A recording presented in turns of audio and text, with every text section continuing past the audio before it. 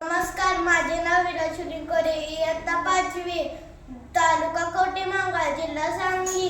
सूरज हा एक हुशार आणि उत्सुक मुलगा होता. त्याला नवीन गोष्टी शिकायला खूप आवडत असे. त्याला एकदा शाळेत शिक्षकांनी मतदान आणि लोकशाहीबद्दल सांगितले. सूरजला समजले की मतदान केल्याने आपण आपल्या देशासाठी योग्य ते नेते निवडू शकतो. दुसऱ्या दिवशी सूरजने आपल्या आईला विचारले, आई, आपण मतदान करतो का? आईने उत्तर दिले, हो बेटा, मतदान करणे ही आपली जबाबदारीच आहे.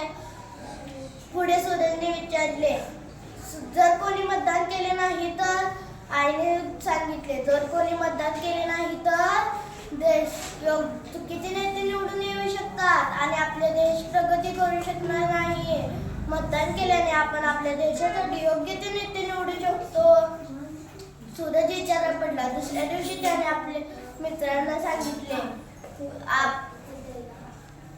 की आपल्या देशाची लोकशाही मजबूत राहण्यासाठी आपण मतदान केले पाहिजे. मी मोठा झाल्यावर नक्कीच मतदान करेन. सगळ्यांना हे पटले. मित्रांनाही हे पटले. सगळ्यांनी ठरवले, मोठे झाल्यावर मतदान करायची सवय पाळायची. त्या दिवशी सूरजने आईला सांगितले, आई, तुम्ही जेव्हा पुढच्या वेळी मतदानाला जाता तेव्हा मला तिकडे न्याल. आईने असं होकार दिलं आणि सूरज मोठा झाल्यावर एक जबाबदार नागरिक बनला. मतदान आणि शिक्षण हे फक्त हक्क नाही तर एक जबाबदारी आहे. त्याचा आपण आदर करायला पाहिजे. थँक्यू.